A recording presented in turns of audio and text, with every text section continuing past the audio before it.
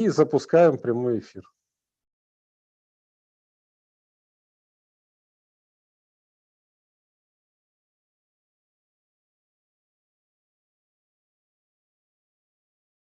Так, все, трансляция пошла. Добрый вечер. Что у меня? Секунду. Со всех сторон. Итак, добрый вечер. Сегодня среда. Мы в эфире с Борисом Яровским. 7 часов вечера, как уже традиционно. И будем говорить, конечно же, про экономику. Причем экономику как науку, и не только теоретическую, но и практическую, прикладную экономику. Но те, кто нас смотрит сразу, пока я не забыл, и вы не забыли, кто не подписался, подписывайтесь, ставите лайки, дизлайки, пишите комментарии, можете нас ругать, можете задавать вопросы. В общем, проявляйте какую-нибудь активность, чтобы не быть пассивным потребителем информации, которую мы будем сейчас вливать вам в глаза и уши. Поэтому еще раз подписывайтесь и, ну и чтобы, естественно, не забывайте раскидывать. Если понравится видео, то ставьте ссылки, чтобы как можно больше людей его посмотрело. Может быть, еще будет больше людей, которым будет интересно, что такое экономика, что такое свободная экономика. Так, сейчас проверим, как идет эфир. Идет. Все. Тут приходится... И там, тут поговорили, тут проверили, тут ну, там себе режиссер. Да. Ну, чтобы заниматься наукой, вначале ж надо пойти в школу, потом закончить институт, потом пойти в аспирантуру, потом написать кандидатскую, потом докторскую, потом стать профессором, а потом наукой уже заниматься, собственно, некогда, потому что, собственно, жизнь-то уже вся и прошла. Вот и все. Вот с наукой может и жизнь проходит, да. Да, может и не сложится. Может, другой есть вариант, это, наверное, читать книжки. Но люди книжки у нас не читают. И сейчас, когда говоришь так, да прочитайте ж книжку, ну что вам стоит? Говорят, да вы что, еще и книжку читать? Ни в коем случае. Поэтому, ну мы за вас, тех, кто нас смотрит, книжки уже прочитали, и вам, наверное, будем пересказывать, как сказки. Но так как... И начнем, наверное, не с книжек, а начнем более с прикладной все-таки истории. Поговорим о прикладной экономике. Тут в начале мая, где-то 9, по-моему, числа, молодые либертарианцы решили провести такую панельную дискуссию, пригласили туда, с одной стороны, депутата Верховной Рады из податкового комитета, а с другой стороны пригласили людей, которые должны были бы отстаивать свободную экономику, там, снижение налогов, и думали, что будет такая вот хорошая дискуссия. И всех, и удастся убедить депутата о том, что нужно снижать налоги, ну и вести себя прилично. Но в результате дискуссия пошла не в ту сторону, и люди, которые якобы должны были выступать за защиту свободной экономики, сцепились в неравном бою друг с другом и стали спорить на совершенно второстепенный вопрос. И, в общем-то, все пошло не по плану. Но вопрос оказался... И я вот, когда увидел эту дискуссию, с удивлением... Хотели как лучше, а получилось как всегда, да? Ну да, получилось... Закон Хайека Черномырдина. Как получилось. Вот. И для меня оказалось удивительным, что действительно существуют разные точки зрения на совершенно простую, банальную вещь. Какой процент изымается в виде налогов с зарплат? Ну, и тут варианты ответов были, оказывается, совершенно разные. Было 51,56%, был 41,5%, 34%. А наши государственные мужи вообще говорят, а что вы паритесь? ЕСВ это вообще не налог, это ваше будущее, это ваш пенсионный фонд. Поэтому вообще не считаем, вот 19,5% это и есть налог на зарплату. Все, гуляйте все. И вот тут возникает сразу же вопрос, а какой же процент правильный? Как же посчитать, сколько же все-таки налогов в зарплате? Ну, если платить честно, по-белому. Попробуем как бы разгон взять небольшой и еще раз напомнить, что когда мы говорим об экономике, то мы рассматриваем ее в 3 таких плоскостях. Первая плоскость – это теоретические вопросы. Научные вопросы, лучше так сказать, вот это именно наука. Наука – это исследование того, что есть, изучение человеческой деятельности. И наука, она не является нормативной, то есть она просто рассказывает, что и как происходит. Поэтому вот с этих позиций мы этот вопрос будем рассматривать. Второе, как бы плоскость, с которой можно смотреть, и здесь тоже есть экономика своя, это экономика, которую в мейнстриме называют макроэкономикой, то есть фактически говоря, это та сфера, в которой государство устанавливает какие-то правила. Здесь тоже нужно быть экономистом, вне всякого сомнения, и таким достаточно как бы хитроумным, я бы сказал. Потому что если тупой, то как бы тебя будут все время критиковать. Значит, хитроумный должен быть экономист, обладающий определенными знаниями. Но это не наука, надо сразу сказать. Это не наука, это определенная отрасль знаний, и она носит нормативный характер. То есть там пытаются определить, а как же надо делать, да?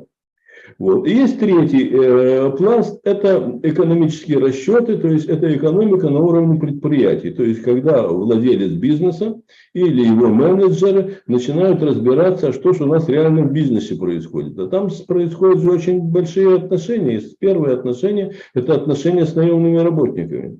Поэтому самые большие проблемы, любой работодатель, вы, наверное, со мной согласитесь, Дмитрий, как тоже с большим стажем, вот, бизнесмен, то есть бизнес происходит от слова busy, I am busy, я все время занят. Бизнесменщик, который все время занят, у него нет никакого времени, и больше всего проблем у него это с своими собственными работниками, которые чего хотят?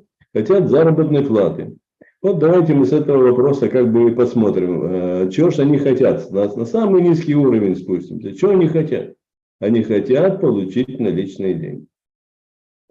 И эти люди, да, если и домой, когда он приходит, если он там деньги жене отдает, допустим, еще такие семьи традиционные сохранились, уже, наверное, их как бы мало, но во всяком случае сам потом начинает чего-то считать, планировать, да может ничего не считает, а просто зашел в магазин что-то купить, что он обнаружил? Он обнаружил то, что ему перечислили. Поэтому давайте сразу будем говорить, что зарплата – это то, что человек получает на руки. А то, что там ребята на втором уровне, вот эти макроэкономисты хитроумные, говорят, да, то чистая зарплата. Вообще-то зарплата – это то, что тебе начисляет бухгалтерия. Вот. На что ему надо сказать, знаешь что, дорогой, обманывать будешь там, кого хочешь, другого. Можешь свою жену обманывать, когда ты ей будешь отчитываться о том, что у тебя оклад 400 тысяч, но на руки ты получил только 300, она будет говорить, а куда ты остальные 100 тысяч девал?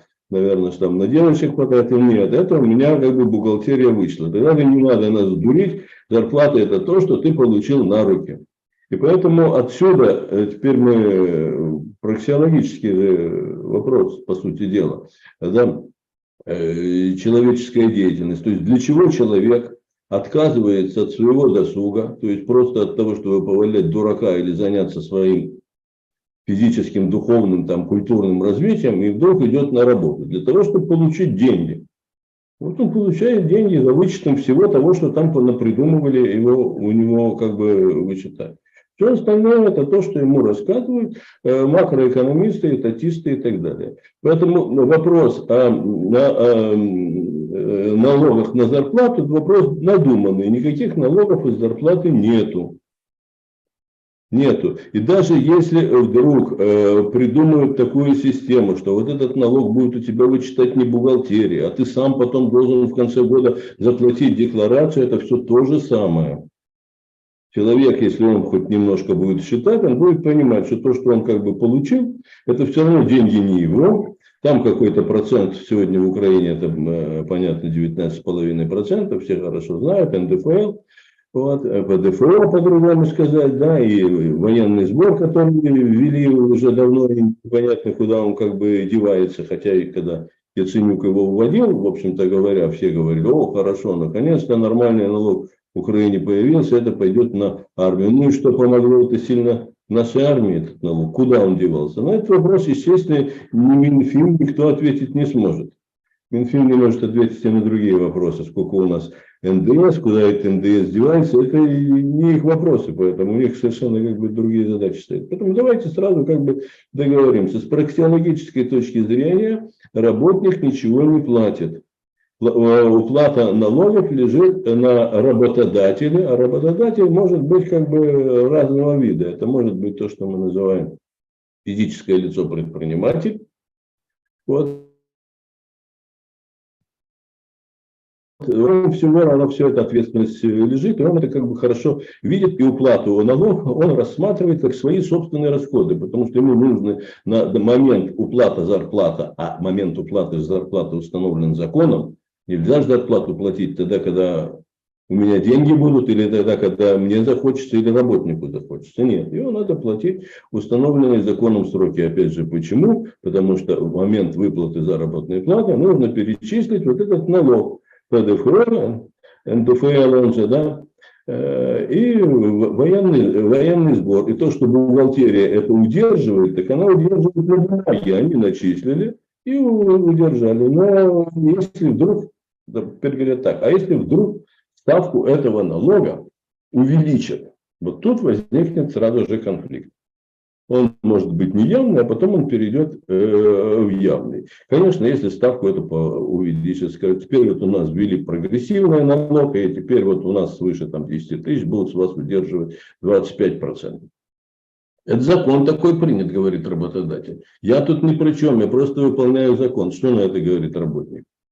Он говорит, знаешь что, дорогой мой, я кого-то пойду тут к ребятам, они меня уже давно приглашают, они мне сказали, знаешь что, ты вот будешь на руки получать такую сумму. Что они там с этими налогами химичат? И вообще, сколько они там черным налом, не черным платят? Меня, собственно говоря, это волнует поскоку. Ну, бухгалтерия скажет, ну слушай, если у тебя будут платить черным налом, у тебя же не будет страхового стажа, ты потом не будешь получать пенсию. Да? Ага, значит, надо все-таки, чтобы минималку мне начисляли. То есть, любой работник знает, что есть минималка. Если минималку платят, это уже ему начисляется страховой стаж как бы для пенсии. Мы по пенсионным вопросам с вами делали видео, да? Понятно, что пенсионный фонд банкрот, а он дальше будет банкрот, но я вам скажу, что до тех пор, пока будет существовать эта этатистская вот система, да, пока мы хотя бы монархистов не перейдем, пенсию государственные платить будут. Будут. Вот дефолт объявят там почему угодно по ценным бумагам, а пенсию вы минимальную свою получите. И будут потихонечку повышать. Для этого есть свои как бы, способы, инфляционные они. Ну, пенсионеру-то когда, понимаете, как бы молодежи трудно подумать, но когда тебе уже как бы за 70, ты хорошо понимаешь, что немножечко дали, откуда они взяли, ну, а же приятно. Вот, гляди, еще на 500 гривен. Знаешь, пенсию повысили, мне как бы уже и хорошо. Поэтому работник, если он не самый тупой, он понимает, что все-таки у него должна быть минимальная сумма платиться официально.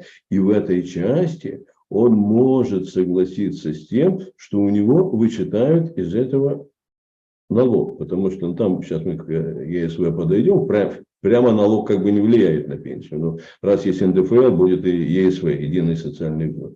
И вот тут он может как бы с этим согласиться и где-то внутри даже себе посчитать. Да, действительно, это вроде как бы я плачу, ради чего? Ради того, чтобы потом что-то как бы иметь. Да? Вот, может он с этим согласиться, но это будет его, опять же, то, что мы называем чисто психологический эффект. На деле-то денег он все равно не получит. На деле это все равно не заработная плата. На деле заработная плата то, что он получил. Поэтому вопрос, когда повышают ставку налогов, и работодатель понимает, что у него хорошие работники, а иногда-то и плохого найти трудно. Мы это с вами, как работодатели, знаем. Хорошо другим рассуждать. Я вообще долгое время думал, что меня работники эксплуатируют, а не я их, потому что получалось так. Им я должен отдать обязательно деньги, а вам останется мне что-то или нет, это уже надо, когда будем говорить там о прибыли, о избыточном денежном потоке. Там, поэтому на самом деле, если вот так вот, как работодатель, я понимаю, что меня эксплуатируют работники. Рабочее место им создать, зарплату им платить, сделают они, не сделают, и государство еще эксплуатирует. Да, вот там эксплуатированный у нас, эксплуатируемый класс, это у нас работодатели. Поэтому, вот, скорее всего, работодателю придется повышать заработную плату. Придется повышать заработную плату. Поэтому давайте как бы успокоимся с этими расчетами. Налоги платит работодатель.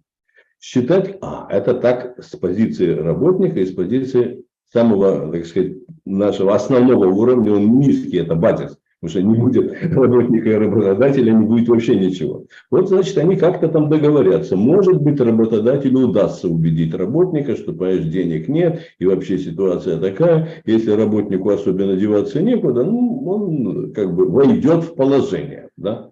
Поймет, что работодателю тоже в этом случае плохо. Но при этом, слава богу, даже самые хорошие наемные работники где-то там внутри затаят обиды и будут думать, а нельзя ли как бы переметнуться к кому-то другому, который с этих технологиях разбирается. Поэтому повышение налогов, скорее всего, придет к росту номинальной заработной платы, а может и не прийти. Почему? Потому что такое зарплата? Это цена договора. Цена того труда, который оплачивается работодателем. Да? Для работника это цена его досуга, то есть он отказался от досуга, от возможности поиграть в футбол, почитать книжку, там вы говорите, книжки не читают. Я всем либертарианцам могу только сказать, извините, просто возраст, я думаю, мне это позволяет. Ребята, не будете читать книжек, ничего не поменяется в мире. Вот слушать и смотреть нужно, конечно, умных людей. Вот, может быть, и нас тоже сюда причислить, если захотите. Но книжки читать надо обязательно. Ничего не поменяется. Вот. Теперь следующий вопрос. Конечно, любой там депутат или так далее, у которого задача ж понятна. Мы же понимаем, что такое как бы государство в самом примитивном объяснении, все, конечно, намного сложнее. Это определенный институциональный агрессор, которого задача политическими методами, то есть с помощью законов, обеспечить себе как бы содержание. Попутно он может какие-то создавать так называемые общественные блага, да? Создает он некоторые, там этот термин сейчас отдельно, ну, в принципе, дороги же строят, говорит, строят. Вот, детские сады как бы есть, что-то есть, вот, вооруженные силы даже как бы хоть как-то содержали, сегодня-то они в основном за счет, понятно, помощи заграничной, и граждане что-то помогают. Поэтому что-то делают и попутно. Я не буду тут ничего повторяться. Владимир Евгеньевич Золотарев тут это все блестяще совершенно объясняет. У него четко, логично выстроенная история. Поэтому понятно, что вот эти вот экономисты, которые сидят от имени государства, их задача ввести налоги таким образом, чтобы окончательно не добить бизнес, если они что-то вообще понимают и думают об этом. Сегодняшние, кстати говоря, украинские, по-моему, не способны понять даже элементарных вещей. Но это говорит о чем? Они плохие макроэкономисты. Если бы они были бы хорошие, они бы хотя бы знали эту кривую Лефера знаменитую, по которой говорится, что от налоговой нагрузки там что-то зависит. Это тоже умозрительная конструкция. Это все не так, конечно. Вот. Ну и вот ребята такие вот вещи придумают. Спорить с ними совершенно бесполезно. То есть я в этих дискуссиях, я прошу прощения, не вижу никакого практического смысла. Есть смысл чисто, как бы, я бы сказал, пропагандистский, если эта дискуссия широко освещается, да, есть смысл себя показать, вот как-то там этого оппонента показать ему, что он не вполне умный человек, но дело в том, что любой экономист, работающий вот на второй плоскости, как мы ее назвали с вами, вот, и с ним можно спорить только в одном плане, что твоими действиями ты уменьшаешь поступление в бюджет. Других никаких аргументов он не поймет. А вот эти поймет. И в этом плане с ним можно как бы доказывать и с ним работать. Следующий момент, когда вы повышаете налоги, мы еще не дошли до ЕСВ, вы обязательно начинаете увеличивать теневую занятость или вот такое вот чисто украинское изобретение, уже в Европе это редко встретишь, насколько я знаю, вот, когда часть платят официально, а часть платят, как говорили раньше, в конвертах, да, может, сейчас уже не в конвертах, есть несколько способов других, как это сделать. Почему? Потому что работодатель, он начинает дальше делать свои экономические расчеты. И поскольку он хорошо понимает, что все налоги, которые платятся, это его налоги. Мы дальше, если дойдем о налогах таких типа НДС, типа там налог на прибыль, акциз, то тут возникает то, что называется перекладывание налога на покупателей. Этим занимались многие вот экономисты такого макроэкономического толка, можно об этом тоже поговорить. Но когда речь идет вот о налоге, говорят, что из зарплаты, его переложить на работника крайне трудно. Хотя работодатель будет стараться, если у него есть возможность. Вот ситуация у него складывается так, что люди вроде и так получают, и деваться им некуда, налоги повысили. Он, конечно, будет людям платить денег меньше и говорить, что я тут ни при чем, я вот, как бы просто выполняю волю, как классик сказал, да, не корости ради, а только волю пославшей меня жены, то есть государства. Я вообще тут как бы ни при чем. То есть прикинется шлангом, может такое быть. Ну, этот ЕСВ пресловутый. Тут, конечно, есть определенный нюанс. Он тоже носит такой вот как бы характер идеологии. Татистская идеология говорит о чем? Что да, нужно обеспечивать социальную защиту, которую обеспечивает государство.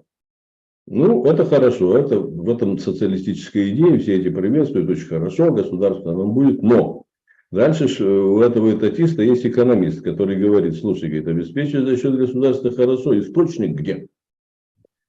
А что делать, спрашивает у него как бы большой начальник, там президент. Он говорит, ну как чего?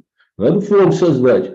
А фонд создать каким образом? Ну давайте заставим работодателя начислять какие-то как бы налоги. И чтобы было понятно, давайте налоги эти будем начислять на заработную плату. И выглядеть это будет очень красиво. Вроде бы это работник сам себя обеспечивает пенсией, да, правда сумма взносов косвенно на пенсию влияет, надо сказать, да, ну через страховой стаж так называемый, да, если платили ЕСВ, то тебе засчитали страховой стаж, и потом по формуле тебе посчитают больше пенсию, косвенно влияет, конечно, да. Но прямо не влияет. Поэтому считать, что это платит работник, ну, всем известно, что является у нас критерием истины, практика. Ну, давайте возьмем, отменим это ЕСВ. Вот мне очень интересно, эту сумму будут люди платить или не будут? Скорее всего, не будут. Ну, вполне возможно, что страховые агенты будут с ними работать, и люди что-то заплатят. Но люди заплатят только в том случае, когда их убедят, что эти деньги действительно пойдут им, это будет их персональный фонд. В некоторых странах это сделано, накопительная система, мы говорили о ней. И второй, они зададут вопрос, а насколько это надежно? И третий вопрос зададут, а что с инфляцией? Вот если на эти все три вопроса убедительные можно ответить на эти все три вопроса, мы об этом говорили, сейчас не будем говорить, тогда люди это сделают сами добровольно. Но государство, как? Оно считает всех дураками. Они умные только когда голосуют, да? А дальше они дураки. Говорят, да им доверить ничего нельзя. Это ж люди такие простофили. Поэтому мы будем насильно. Ну, из зарплаты уже и так мы у них вышли много. Поэтому, да, пускай за это дело платит работодатель. Поэтому для работодателя, получается, цена труда действительно включает в себя и зарплату, и НДФЛ с военным сбором, и все начисления на него. Ну, мы пенсия сказали, там понятно, что есть еще отчисления на выплату больничных, на выплату в случае травмы и в случае безработицы. Есть вот эта вещь. Тут надо сразу сказать, что в основном эти вот фонды социальные, в которые идут эти деньги, они дефицитные. Тут неправильно говорить, убыточные, дефицитные. То есть им надо с бюджета еще потом деньги дополнять. Поэтому, дорогие друзья, я бы не стал спорить и тут что-то калькулировать, что тут как бы в процентах. Успокоиться, а сказать, что налоги, которые платятся из зарплаты или в связи с зарплатой, на работников перекладываются с большим трудом. Другой вопрос возьмем. Ну, мы помним с вами вот прошлую Верховную Раду. Там были такие хорошие ребята из партии «Самопомощи». Они добились снижения ставки единого социального взноса. Помню, я с ними еще как бы разговаривал, еще тогда был я как бы молодой, и немножко я надеялся на то, что как-то удастся мне поговорить. Я говорю, ну вот хорошо, вы вот это как бы снизили. Какие вы, с вашей точки зрения будут эффекты? Вы думаете, что от этого работодатель людям зарплату повысит? Он не повысит. заработную плату, у него будет теперь больше прибыли, наверное. То есть он, в принципе, не против этого. Хорошо, значит, пожалуйста. Вот, будет у него больше прибыли. Поэтому действительно, если вот эти ставку снизить, то работодатель это будет приветствовать, на зарплату работника это может косвенно повлиять тоже. То есть работодатель может, конечно, рассуждать и по-другому. Мы же говорим про аксиологию, у каждого своя шкала ценностей. У работодателя может быть в частности шкала ценностей такая. Раз у меня теперь появилось больше денег, то почему же не дать их немножко работникам? Вполне возможно это. Вот. А может и по-другому он поступит. Это будет зависеть от обстоятельств, в которых он находится. Если у него долги, если у него сегодня прибыль, могут ли уйти работники. Поэтому, когда вот тут пытаются строить всякие кривые расчеты и формулы, надо сказать, ребята, ничего не получится. В каждом конкретном случае решение будет разное, но тенденция будет такая. Эти деньги работник не платил, платил их работодатель. И работодатель, конечно, постарается эти деньги оставить у себя. Ну, тут скажут, а хорошо ли это для экономики? Ну, экономика не субъект, говорит, хорошо для экономики. Это, как может сказать человек, который плохо себе представляет, что такое аксиология. Ну, скажем так, хорошо для экономики это тогда, когда будет экономическое развитие. Я как-то хотел сделать беседу на тему химера экономического роста, потому что это на самом деле химера. Вот, и как бы считать, что если есть экономический рост, это здорово, кому-то хорошо, это тоже не так. Ну, оставим пока этот вопрос. Но действительно, если у работодателя будет больше денег, да, не будем пока употреблять слово прибыль, это расчетный показатель, то он действительно сможет за счет этих денег что, развивать бизнес. А может, он и не будет развивать бизнес. Может, он скажет, знаете вы что, я вот себе там машину новую куплю, я вот, у нас же любят всех обвинять в офшор, вывести, не знаю, я был очень такой небогатый работодатель, я никогда ничего никуда ни в какой офшор не выводил, но тем не менее дом у меня есть, да, то есть надо же как-то жить более-менее прилично. Мы не знаем, опять же, как он поступит. Вот. И дергать за веревочки и думать, что вот он как-то поступит, и никто не может, это невозможно совершенно. Вот поэтому давайте вот тут тоже вот успокоимся, эти платят работодатель, и когда законодатель нас думает, что изменяя ставки налогов, он как-то сильно сманипулирует поведением работодателей и работников, тут можно столько опять вспомнить, вначале мы вспоминали эффект Хайека-Черномырдина, даже это не закон, это эффект.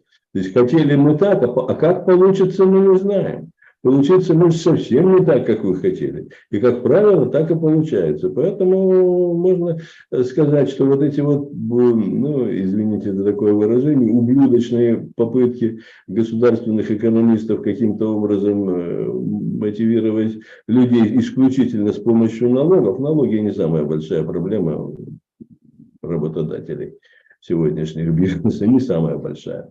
Вот, поэтому ничего не выйдет. Этот вопрос надо решать по-другому, надо решать радикально. А эти технические вещи мы можем рассуждать только с той стороны, что любое снижение налогов для работодателя и работника хорошо, любое повышение налогов для работодателя и работника плохо. Но теперь же встает следующий вопрос, а как покупатели?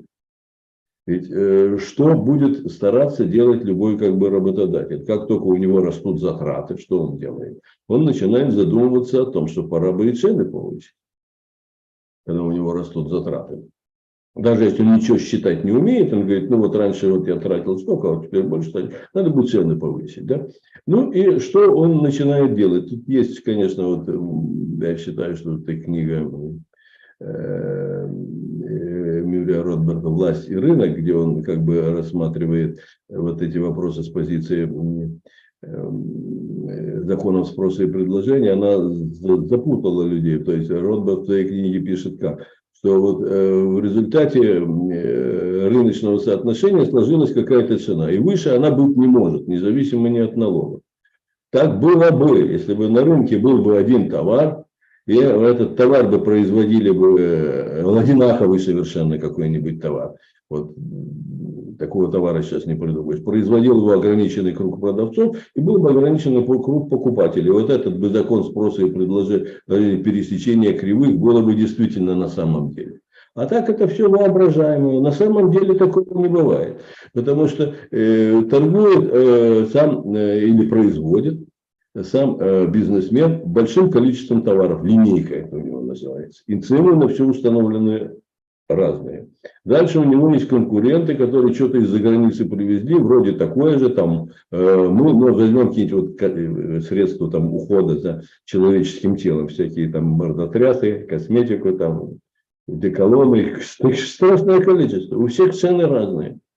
Кто может объяснить, как эта цена сформировалась? Только одним способом работодатель говорит, так, ну повысим цену, сейчас вот такое дело, тут инфляция, затраты выросли, ну насколько его можно повысить? У него там есть маркетолог, есть умный, который там что-то закончил, он там умничает, и более простой человек. Они пошли посмотрели что-то у других, ну да, и попробуем сейчас на десяточку повысим, посмотрим, что будет. Смотрят, никаких изменений. Как раньше покупали, так и сейчас покупают. А потом говорят, что-то вот этот товар перестали брать. Так его же не берут не из-за цены. Его не берут, потому что вместо этого товара у него появился какой-то конкурент, субститут интересный. Или у покупателей меньше денег стало. Поэтому на самом деле работодатель, бизнесмен, так уже сказано, всегда будет пытаться переложить любые налоги на покупателя. А вот удастся ли это ему? Это большой очень вопрос. Может и не удастся.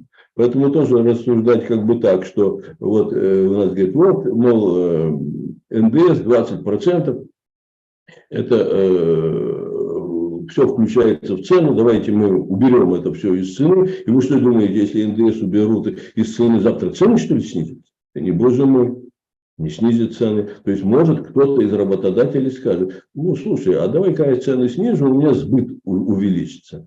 Но большинство работодателей прекрасно понимает, что у него, если он работает вот на рынок потребительский, что его цена не очень-то сильно на объем продаж влияет. Потому что покупатели не помнят этих цен совершенно, что сколько стоило вот на такие товары. Они могут там на базаре картошку там вспомнить, и то она разного вида бывает, та такая-то, эдакая, вот, поэтому и там цены везде разные. Вот, ну, какой-то там сезон можно на черешню одинаковую поставить, да, каким-то образом. Но это опять все временно, поэтому бизнесмен будет пытаться перекладывать налоги. Покупатель может это заметить, может не заметить. Если заметит, возможно, он будет меньше покупать, а может и не будет меньше покупать. Поэтому у покупателя своя шкала ценностей, свои предпочтения. Мне, кстати, больше нравится тут предпочтения. Понятие, вот, потому что, ну, что тут ценного? Ничего тут ценного нет, просто вот, что вы больше предпочитаете? Да? Вот сегодня в ресторан пришли, что? Ну, сегодня я это предпочитаю, завтра другое предпочитаю. Ну, вот, это очень примитивное такое вот решение на рынке. Когда мы говорим о рынке товаров капитальных, да, там ситуация, конечно, немножко другая. Там очень ограниченный круг покупателей. Вот все эти покупатели – это крупные фирмы, раз они покупают капитальные товары или инвестиционные по-другому. Они, как правило, очень хорошо знают всех поставщиков. И они крайне не любят, когда им пытаются повысить цены. Несмотря ни на что. Вот. И здесь каждая цена – это переговоры. И один и тот же товар по одному договору может пойти за одну цену, а по другому он может пойти за другую цену. И это может отличаться очень как бы серьезно. Поэтому и тут нет того, что классики экономисты, да, сегодня там мейнстримщики в своих книжках пишут, есть вот там кривая спроса и предложения, есть пересечение, какая-то как бы рыночная цена. Вот цена это... Как хорошо у Ильфа Петровна сказано, да, согласие есть продукт при непротивлении сторон. Да, вот так вот сейчас вот приняли решение и договорились. Завтра совершенно другая ситуация. Поэтому попытки превратить экономическую науку в так называемую эконометрику, где все можно посчитать, где можно какие-то проценты высчитывать, это абсолютно такая безглузда справа, я бы сказал, даже не знаю, как по-русски сказать. Безглузда справа, то есть совершенно. Поэтому не стоит этим заниматься. Поэтому экономическая наука говорит о том, что человек действует исходя из своих предпочтений. Он знает, какая была вот термин стоимость определять, какую стоимость в смысле экономической науки. Это то, сколько этот товар стоил вчера. Сегодня это уже не стоимость, это цена вот конкретная, да. Плюс мы сказали еще так, еще же система скидок, бонусов, о господи, что только они попридумывали. Поэтому трудно очень сказать. И если бизнесмен потом анализирует по итогам года, там, месяца, то он может только среднюю посчитать или составить какую-то там систему диаграмм, сколько продано по такой цене, сколько по эдакой, и пытаться из этого сделать какие-то выводы. Опять эти выводы не будут математические. Здесь никакой математики нет. Статистика есть. А математики нету. Поэтому мы говорим, что успеха в бизнесе вот в таком вот торговом добивается кто? Вот в производственном и торговом, когда работаешь на рынок потребителей, это предприниматель, который умеет вовремя понять, какой товар сегодня нужно бросить. И постарается на него установить максимально возможную цену. Вот он это как бы выгодает сегодня. Завтра цена упадет, не упадет, мы как бы не знаем. Но сегодня вот это вот решил. Это предпринимательское качество. Вот как говорил Мизис, и особенно замечательно, это Кирцнера, на этот счет очень недооцененный австрийский экономист, я считаю. Вот, он очень этот вопрос глубоко исследовал и говорит, это вот такое вот человеческое качество, его характеристика. Она не может быть математически выражена. В общем, вот, видите, длинный получился ответ. Я надеюсь, понятный. На эту тему есть хорошая шутка, актуальная. Когда электричество пропало, и была шутка, что мой партнер предложил завести генераторы, а я стою возле стенки с коробками, с масками, которые завез на ковид. Поэтому... Да. Да. Так и получилось. Вот я купил себе, генератор у меня и так есть, потому что частный дом, там и так отключали. Я купил себе еще аккумулятор, потому что генератор, это же надо бензин покупать, а когда были вот эти вот жуткие вещи, не всегда и заправки работали, еще к ним надо доехать. Вот, поэтому у меня еще и аккумулятор стоит, я им ни разу не пользовался. Как только я его купил, значит, по известному закону падающего бутерброда, или как его по-другому называть, он мне как бы не понадобился. Но иметь резерв, это как бы надежность, себя спокойнее чувствуешь в случае чего. Вот. Плюс генератор он тоже весь дом не может он обеспечить, поэтому был у меня вот еще аккумулятор. И понятно, когда я его попросил людей, чтобы они, как попросил людей, нельзя было где-то пойти вот так и купить. Нет, они говорят, ну вы же понимаете, сейчас как бы такое дело, вот их надо заказывать, вот трудно, но я говорю, а если через 3 дня, чтобы привезти? Ну если через 3 дня, то есть понятно, вот такой идет как бы разговор. Понятно, обе стороны что-то имеют в приоритете. Мой приоритет был быстрее получить. Вот. А их был приоритет, мне установить сумму, но опять же, понимая меня, наверное, такую, чтобы я сильно не обиделся, потому что если установят ту, которую я восприму как большую, я больше у них ничего никогда по этим вопросам обращаться не буду. Вот так и работает бизнес, экономическая наука, не математика. Это я хотел бы, чтобы очень все как бы понимали. Экономическая статистика, да, бывает, она рассказывает нам, что было в прошлом. Вот. И можно посчитать фактически сложившуюся прибыль. Можно прогнозировать цены, об этом можно тоже поговорить. То есть, конечно, бизнесмен должен был уметь посчитать не столько цены вы как бы не посчитаете, а вот общую выручку, которую ему надо получить вот, за определенный период. Вот, чтобы обеспечить себе избыточный денежный поток и обеспечить прибыль, вот это надо уметь считать. Это вот уже то, что нужно делать на уровне бизнеса, и что, к сожалению, у нас очень мало кто умеет делать. Поэтому вдруг бизнесмены эти, прости господи, вдруг с удивлением обнаруживают, а что такое, а что ты, бабки никакие не могу получить. Вот, бухгалтер мне про прибыль какую-то, а он прибыль понимает только так. Чем больше прибыль, тем больше налогов. Нельзя ли сделать, чтобы прибыли вообще не было? Ну, это можно сделать, но ты же сам не понимаешь потом, что с тобой происходит. Вот. А если, с вашего позволения, я еще тут постараюсь коротенько сказать, если кто-нибудь потом спросит, заинтересуется, очень бы хотелось, чтобы заинтересовалось. Не понимает подавляющее большинство. людей. Вот. Когда мы говорим чтобы говорить о выручке, о реализации, надо понимать, какие у тебя будут затраты. Да?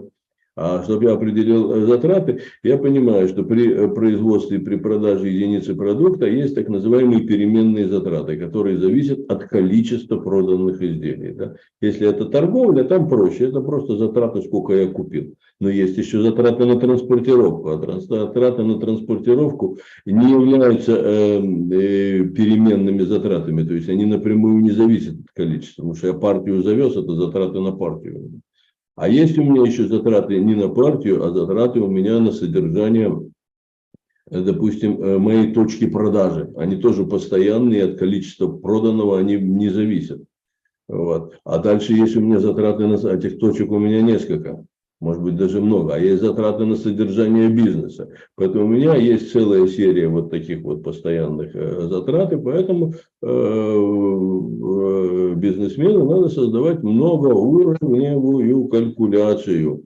И что он должен бизнесмен понимать, что уже ситуация, цена должна быть всегда выше прямых переменных затрат. Да, она всегда должна быть меньше. И вот разница между ценой и прямыми переменными затратами, то, что в практике бизнеса называют маржой, вот эта сумма всей маржи за период, она должна покрыть все твои постоянные расходы. Вот такой расчет надо сделать, тогда ты должен сказать, что мне нужна такая выручка от реализации, такой объем продаж, и вот тогда я покрываю все затраты, а если я покрыл все затраты, вот остался еще какой-то остаток. Вот это и есть прибыль бизнесмена. А вот за счет чего она образовалась? Она образовалась частично за счет предприимчивости.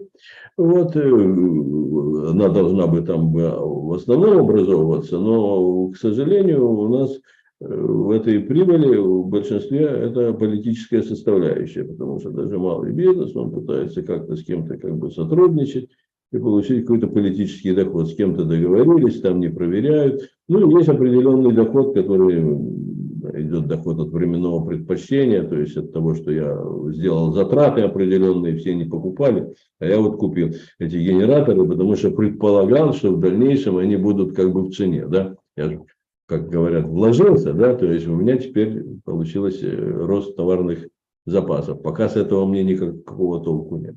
И здесь бизнесмены должны понимать две вещи. Есть разница между понятием избыточный денежный поток и прибыль.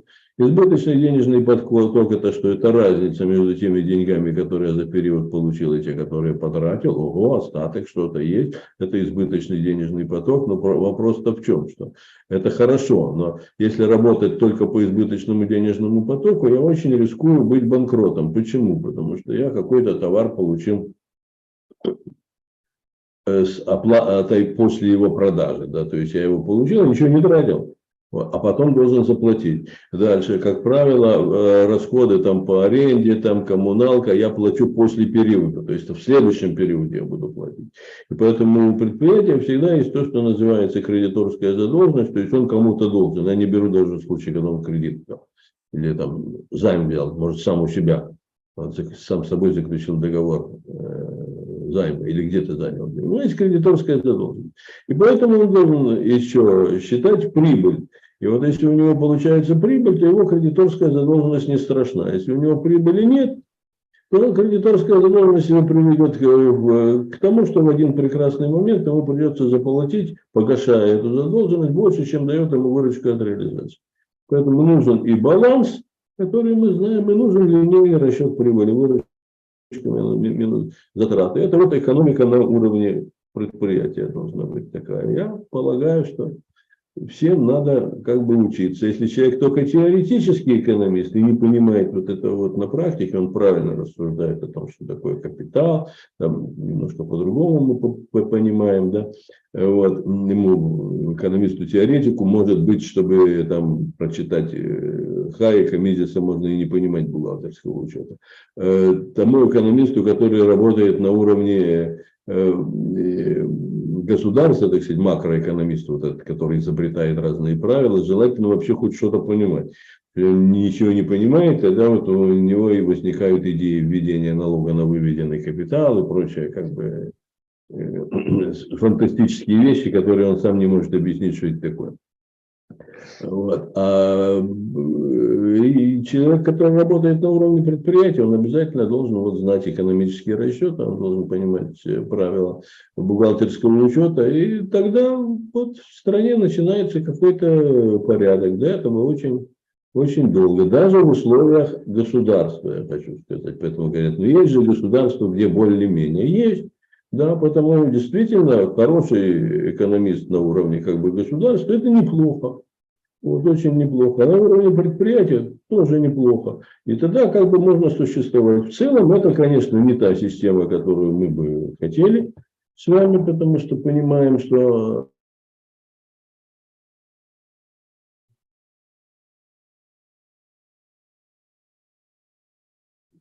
Немножко зависло у нас. Но сейчас что-то немножко зависло. На самом интересном месте. Ну ничего. Сейчас подождем, может быть, Борисович к нам вернется. Потому что что-то произошло. Но пока Борисович к нам возвращается, вы можете подписаться на наш канал, написать комментарий, задать какие-нибудь вопросы, на которые, может быть, я вам отвечу. Ну, вот. Но глобально, конечно, любой экономист, работающий на уровне государства, он в первую очередь продает себя, как мы знаем из науки о человеческой деятельности. Поэтому он будет выдавать те рецепты и эффекты, которые будет требовать от него государственный чиновник или политик. То, что можно будет продать избирателю, то, что можно будет продать пиплу, и заодно на этом заработать. Поэтому тут все достаточно просто. Ну что, сейчас еще подождем Бориса Савича, что у него вроде получается подключиться, но пока не очень. Ну, сейчас. Ну, а пока Борис Савич подключается, напоминаю, что в пятницу мы будем встречаться тоже в стриме с Ярославом Романчуком, так что если есть вопросы, готовьте. Может быть, Ярославу Романчуку их задавать. Так, что-то у нас пока не получается. Ну, с другой стороны, мы поговорили 45 минут, и через 2 недели мы встретимся снова и снова поговорим. У нас еще осталась масса вопросов. Ну, с другой стороны, может быть, и неплохо, что мы всего лишь 45 минут проговорили. Да, НДС платит предприниматель. Отвечаю на вопрос. Все налоги платит предприниматель. Как ни крути. И НДС есть масса схем, чтобы предприниматель НДС, если есть желание, и не платил. И некоторых даже, а у некоторых получают возврат по НДС, не платя НДС. Но это уже другая история. На этом мы сегодня заканчиваемся. Кто не подписался, подписываемся, ставьте свои вопросы. Ставьте лайки, дизлайки, пишите вопросы, и будем отвечать на ваши вопросы в следующий раз. О, сейчас Борис Савич к нам подключается.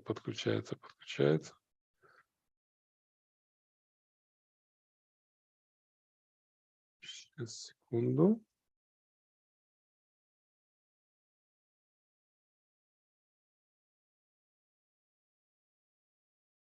Вас не слышно.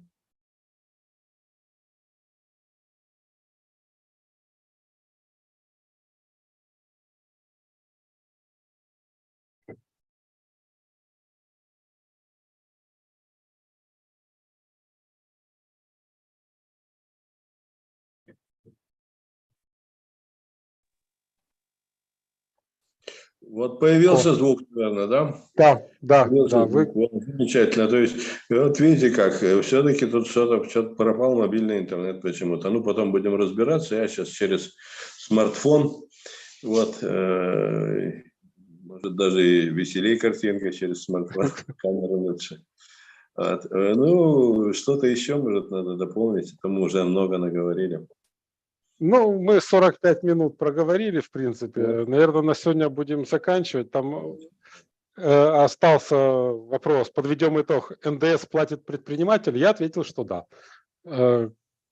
За вас. Пока вас не было, я ответил, что действительно НДС НДС платит платит предприниматель. предприниматель, но предприниматель пытается его переложить на покупателя. Мы должны хорошо понимать, что когда мы, понимая проксиологию, хоть чуть-чуть человеческую деятельность, мы всегда должны исходить из того, что ничего один навсегда данного нету. В каждом конкретном случае это всегда будут переговоры, договоры. Если можно переложить, переложат. Если нельзя, не переложат. И какое решение примут тот и другой, мы не знаем. Сегодня увеличили, допустим, ставку НДС, все повысили цену, смотрят, выручка упала. Кто-то один снизил, ага, лучше стало. А потом кто-то говорит, не буду снижать, привыкнут, никуда не денутся. Прошло время, то есть у каждого тут свое представление, как оно должно быть. Мы понимаем, что в любом, то есть НДС, он на прибыль не влияет, НДС влияет на то, что мы называем избыточный денежный поток. Вот. Штука красивая, она в Украине, она, вы понимаете, жуть НДС, она в Украине только такая страшная, потому что у нас существует идиотская система, прошу извинить за это слово, налоговых накладных, да еще электронных, да еще их блокирование, да еще отчеты, да еще там сложная система возмещения так называемого НДС, это может простые люди не понимают, что это такое. Вот поэтому это как бы сложно. В целом он плохой налог, как и любой налог плохой. Но он ничем такой уж и не страшный, если работать так, как во многих европейских странах, в той же Польше, по-моему, 10%. Вот, и система его администрирования простая. Поэтому. А кто его заплатит путем переговоров, это будет решено. Обе стороны должны быть довольны этими переговорами. Тебя устраивает цена? Покупай. Не устраивает? Не покупай. Ну, а я буду думать тогда, вот как мне поступать. То есть вот ответ только такой. Я прошу вот тут не поддаваться на вот эти вот, с позволения сказать, такие подозрительные экономические расчеты. Все договор. У нас, кстати, парадоксальная ситуация в Украине, что, в принципе, налоговая система у нас не самая запутанная в мире. Если сравнить с американской, это вообще детский сад. И не самые высокие ставки налогов. Они тоже, то есть, если посмотреть на ставки налогов в других странах, они гораздо выше. Но, тем не менее, денег у нас все время не хватает, потому что система построена таким образом, что денег у вас не будет, потому что они вымываются каждый месяц налогами. Произвол. Самое плохое в этой системе произвол и совершенно как бы безумная система администрирования. Прежде всего НДС. Вот. Там безумная система. Ну, акцизы это отдельный как бы вопрос. С акцизами немножко ситуация другая. Снижение акцизов действительно может привести существенно к понижению цен. Там другой подход, потому что акциз это просто прямая добавка к цене, но опять же не надо думать, мы же знаем контрабандные цены и контрабандные товары. Цена товара как бы завезенного без налогов вовсе не отличается на сумму акциза. Тот, кто продает вот этот контрабандный товар, он же не дает вам калькуляцию, что, понимаешь, вот как бы вот мы акциз тут вышли, ндс вышли. Да нет, он просто продает дешевле и все. Ну, там еще есть... этого 5% налога там и так далее. Ну, там же есть еще затраты на взятки таможни, затраты на взятки, чтобы закрыли глаза, что ты именно здесь продаешь не подакцизный товар. Бизнеса, постоянные затраты, да, конечно. Постоянные затраты. Тут все время, тут масса, тут все время мы вспоминаем Бастия, что мы видно и чего не видно, потому что масса вещей, которых мы не видим в принципе. Совершенно верно. Пока не начинаем копаться. Wi-Fi, и я уже вижу себя как бы в двойном размере. Поэтому, наверное, тем более спасибо за беседу. Да, хорошо, на этом будем заканчивать. Ну, у нас еще остался, правда, вопрос с налогами. Платят ли государственные служащие налоги? Потому что обычно любой государственный человек вам скажет: я плачу налоги, потому что у меня ведомости, я вижу, сколько мне начислили, сколько я получил. Но это уже другая тема. Да, Мы ее ничего оставим не на платят следующий раз. никакие налоги. Это, прямо сказать, это то же самое, что люди мне иногда говорят. Ну как это вы говорите, что НДС я не плачу? Я же в чеке вижу, что НДС стоит. Ну не смотри чек, что ты смотришь на глупости на всякие. Понимаешь ли, НДС ты не платишь, НДС платит работодатель. А то, что работодатель пытается тебе цену повысить, ну пытается, НДС отменят, цена не снизится. И, ну может чуть-чуть снизится. Это все будет зависеть от очень, очень многих вещей. Поэтому из бюджета тебе платят, и потом из бюджета обратно забирают. Ну что можно придумать более безумного? Ну вот, тем не менее, это тиские экономисты, вот этот второй уровень, они вот этим занимаются. Фактически это вот такой вот попытка немножечко как бы перехитрить. Обычно сами себя они первым перехитривают, но и народ тоже начинает верить во всякие глупости. Не платят налоги, не служащий государственный, не служащий, который наемный работник, он не платит. Платит это все работодатель. А что касается НДФЛ для государственных служащих, я вам скажу, что это такое. Это способ перекачивания денег из государственного в местные бюджеты. Вот сейчас как бы война, бизнес не стоит, а у многих городов, прежде всего у Киева, насколько я знаю, бюджет больше, чем был до войны. За счет чего? А госслужащим повысили зарплаты, из госбюджета им платят, да? А НДФЛ идет в городской бюджет. Вот это вся система. Можно было просто транши делать, но так же нельзя, надо сделать хитро. Вот сделали хитро, в результате так запутали все, что сами ничего не поймут.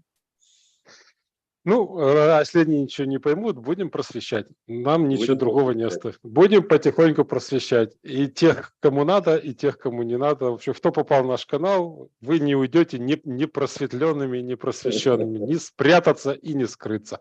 И на этом сегодня заканчиваем. Большое спасибо, Борис Савич.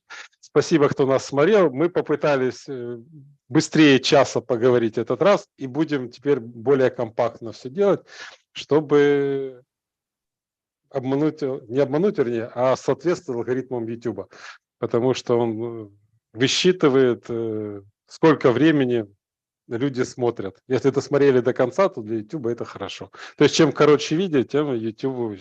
Ну, математика, то есть такая элементарная. Ну ладно, алгоритмы... Да, алгоритмы YouTube это не наша тема, это можем поговорить в следующий раз. Как о рекламе, пиаре и всем остальном. Ну что ж, спасибо большое. Сегодня заканчиваем. И до встречи с Борисом Савичем через 2 недели, тоже в среду, тоже в 7 часов вечера. Все, по графику.